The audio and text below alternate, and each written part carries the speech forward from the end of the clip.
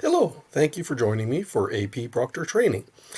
If you would like to, you can certainly use the QR code that I have on the screen to download the AP Proctor Exam Day Guide, although I really wouldn't suggest it. It's 62 pages long. It is every possible detail about being a proctor. And what I've done in this presentation is really tried to condense everything into sort of a Coles Notes version and also take some resources that I got from attending some webinars. I've also got some videos from the College Board that show parts of the process. The AP Proctor Exam Day Guide will be available in the testing room for you if you need to look up something in it, but you probably don't need to really look at it all in advance. So that's just my suggestion regarding that. So before exam day, I'm going to be adding everyone into the College Board proctoring side of things called the Test Day Toolkit. This is why I had to ask everybody to create a College Board account and also give me information like your phone number, your mobile phone number. And that's because after I've added you into this system and everything's populated as far as like what exams you'll be proctoring and where you'll be doing it, you're going to get an email. And you actually get one email for each exam that you are dealing with. So if you're supervising two different exams, you'll get two separate emails. You do need to click the button that's in each of those emails. It's not good enough just to do it for one. You have to do it for each exam that you're going to be proctoring. But you only have to do the two-factor authentication, which they refer to as MFA a lot of times on the College Board website. You only have to do that once. The first time you do it, it's done and finished forever then. But if you are doing more than one exam, I have to stress, you have to answer both emails. Now, when you do that, it's going to bring up a screen that shows you what test administration you're looking at right then. You'll first have to choose the test site, which is Archbishop O'Leary, and that is not a typo for me. It's a typo for them. There is no apostrophe, and it's a lowercase l. You'll also know that it's us because it'll say AI 820387. That number is our school code, and AI refers to it as being an AP exam administration. If it says anything else like SAT, that is not us.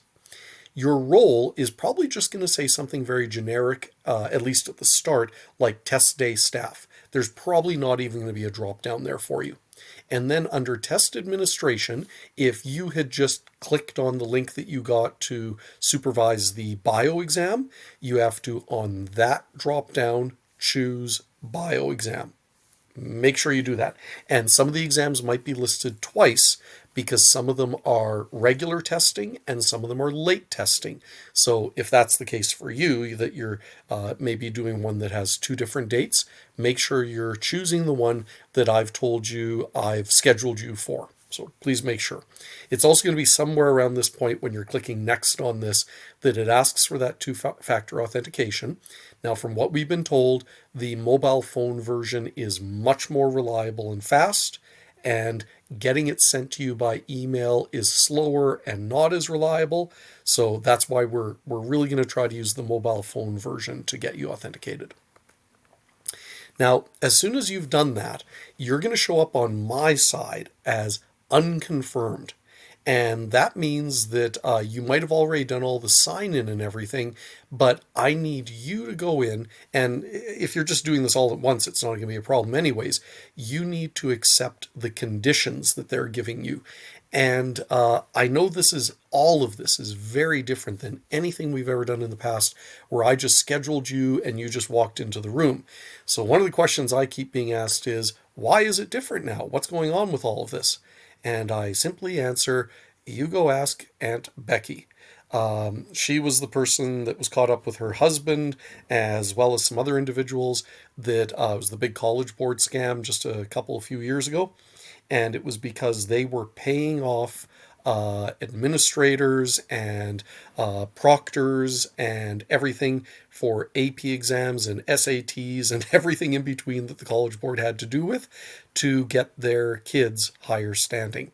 And so now basically there's this whole process in place where we're getting an acknowledgement of exactly who it is that's proctoring when and where, and that they can always go back and say, hey, you promised that you weren't going to do anything that goes against College Board policies. So, yeah, that's the reason why.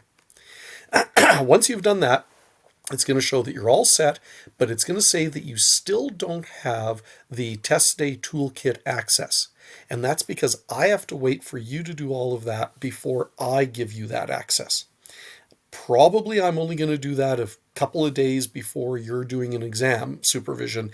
And that's because it really does give you like infinite power over just about everything for that exam.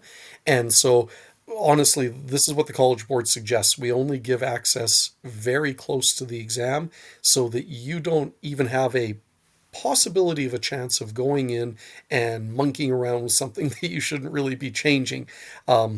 That way, everything stays in place where it should be, like what the testing room is and who is in there and everything. But you can take a look around as long as you don't start changing things. Now, as far as test types, there are two different styles now. One of them they call fully digital and the other one they call hybrid. The easiest way to distinguish them is basically, is there going to be any math involved? Because fully digital exams are ones where the students would never have to touch a mathematical formula. That's going to be courses like English, where they do the multiple choice part, then they go to the short answer where they're typing essays. Everything is really easy to enter in on the Chromebook by just typing everything in. So everything happens on the Chromebook, all of the sections. Hybrid exams are different. Think about anything where you're using formulas and math. So chemistry, the math subjects, bio, physics, all that sort of stuff. Because they'll still do the first part on the Chromebook for the multiple choice, and then they'll go do their break. But when they come back, they'll sit down and have a booklet in front of them. The questions will appear on the Chromebook screen, but they'll be handwriting their responses in the pages of the booklet. And it's even very specific. Different regions will be doing different forms of the exam. So don't be surprised if a kid points at the screen and says, why is it telling me to go to pages for J? And it's because they have to flip to those pages in the blank part of their book and do it on the J pages, not like the H or the K or something like that. They're quite specific that this whole system might be changing in the future. I don't know if it's going to be even different now, but that's the way they were showing things to us right now.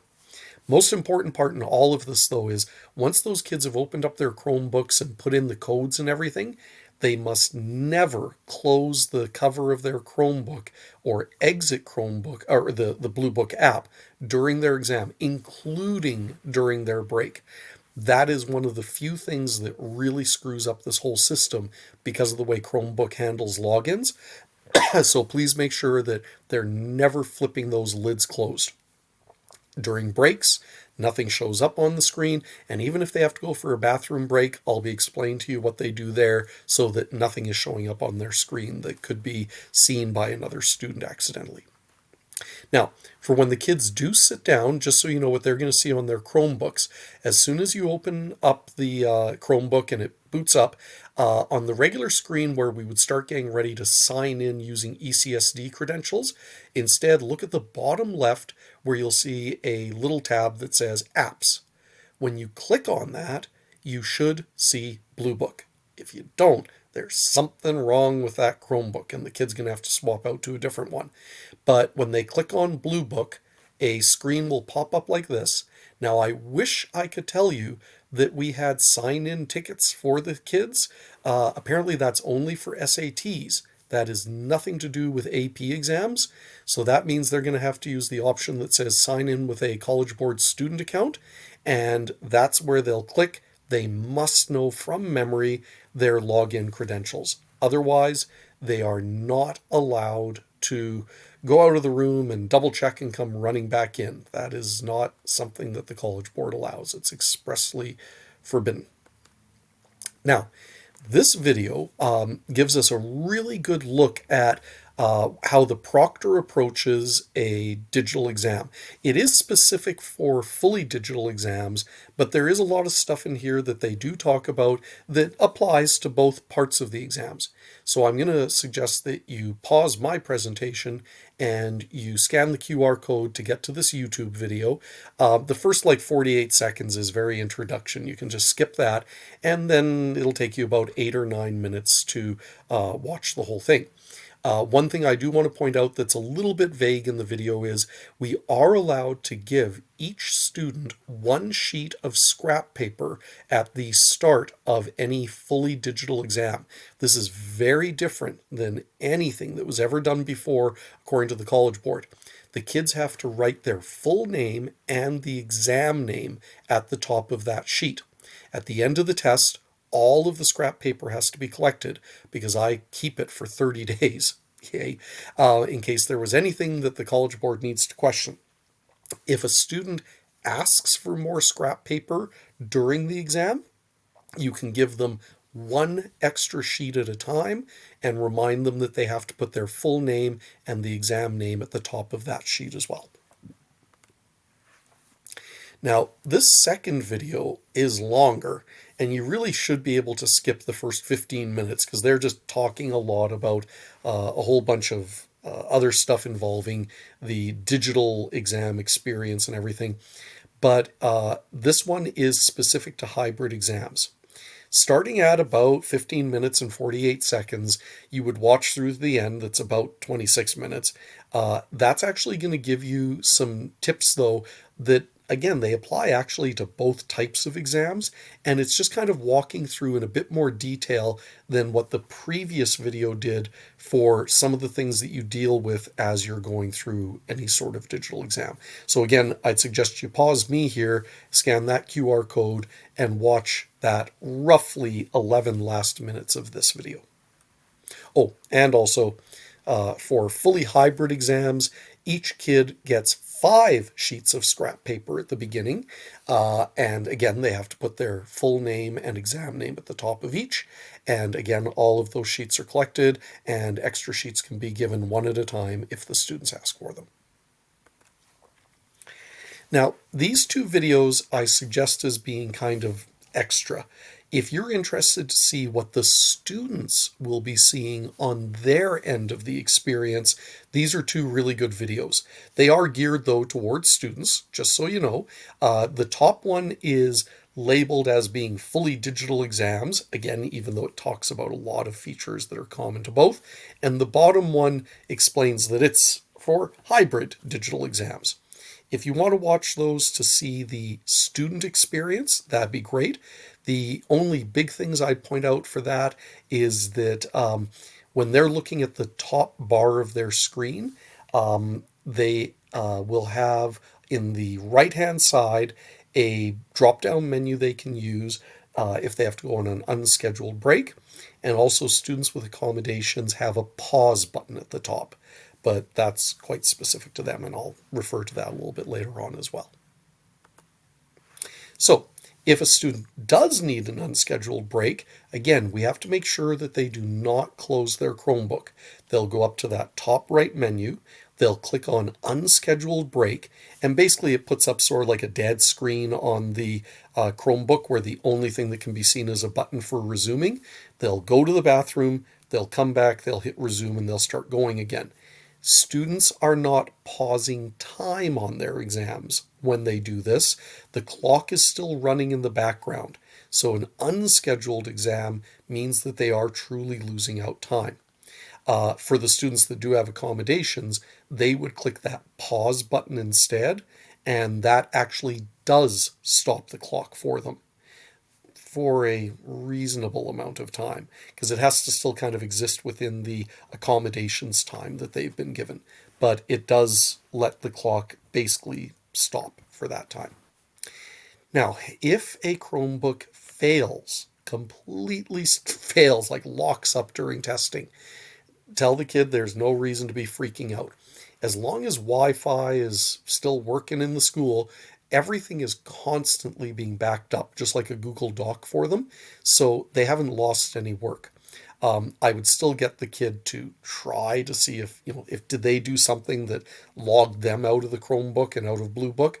But if it really is a Chromebook that just seems to be dead, you're probably going to notice if you look at the test day toolkit, the student will probably still be listed there. In fact, they'll certainly be listed there, but they'll be shown as exited from the exam, which is not a great thing because that until the student has submitted, we do not want to see messages like that.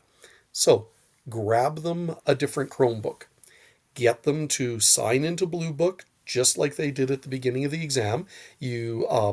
It should jump them back in, but you might need to look up that room code again. From what we've been told, though, because they'd already joined, that shouldn't be an issue. It's part of that testing session.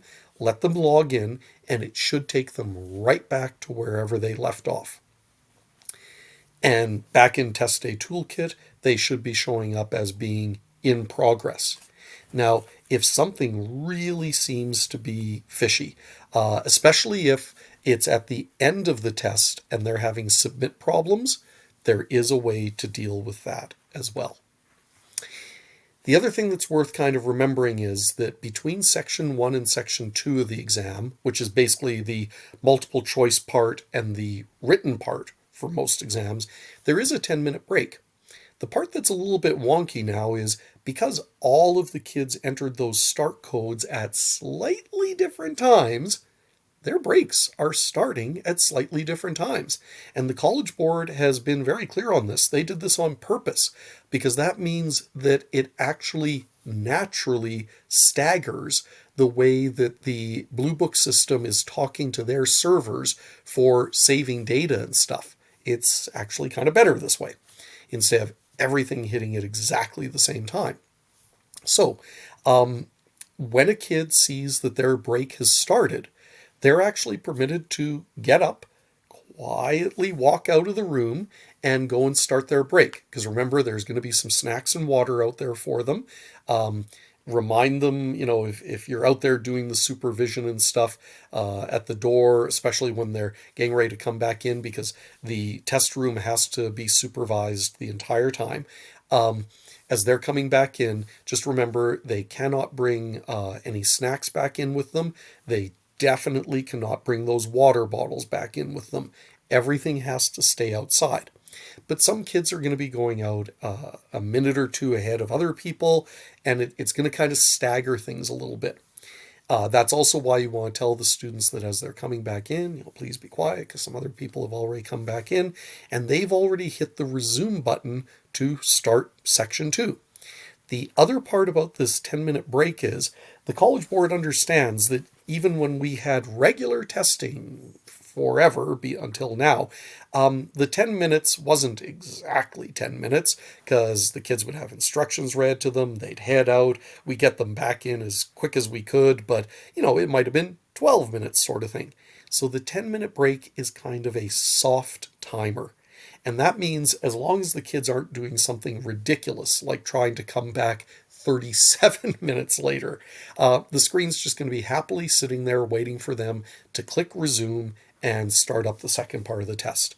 We do want to get them writing again, though, as soon as possible because we need to make sure that they're getting done at a reasonable time. For most morning exams, we're done 11:30-ish, 11:40-ish, and for afternoon exams, we're done around 3:30, 3:40. So we want to make sure that we're getting things done as quick as possible for everybody for everything. At the end of the exam, something to remember is, and I've had kids ask me this, they'll say, I'm done, can I leave? No. Everybody has to stay for the entire testing time. I had one young lady get into an argument with me a couple of years ago because she had soccer practice, her mom's waiting outside for her, and I kept saying, you were told that the end time of an afternoon exam is like 3:30-ish. You knew this. And you were told to make arrangements. And honestly, if a kid gets up and leaves at that point, we have to fill out an incident report, and it's quite likely that their exam simply won't be marked. So everything they did was just for waste. So the other small exception in all of this is we do have some students that are doing accommodations, like extra time. If they use all their extra time, that's fine. But let's say on a portion of the test that has an hour and a half for writing, they get to an hour and 45 minutes. There's actually and they're done. There's a button on their screens, a special one that says, I am completed and ready to move on or ready to submit. And they can hit that, and then a warning will pop up that says, hey, you're a kid with an accommodation and you have extra time. Are you really sure that you're done this section? Because once they click that, it's final commitment and they're losing their extra time. So that's kind of special. But when the kids actually have submitted their work at the end of the exam, the College Board has what they call the confetti screen on Blue Book. It shoots confetti up into the air and shows them, congratulations, you're done and you've submitted your exam. For us in the Test Day Toolkit, we will see the message that says submitted. We want to see that down the entire list for every kid. If a kid is telling you that they're trying to submit and it's not working, go over there and check to see what they're doing. Make sure that they're actually hitting submit buttons and stuff. If they see a confetti screen, even if Testbook Toolkit is showing that they're still working, the confetti screen means the College Board has been sent something. So that means they're actually okay.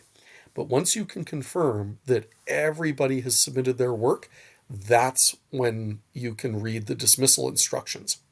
If a kid, though, really just seems to have some big issues and it's not submitting their work, what you can do is put a post-it note with the student's full name on that Chromebook and let me know. We actually have up to 4 days to get that Chromebook somehow back to life so that it can submit the student's work.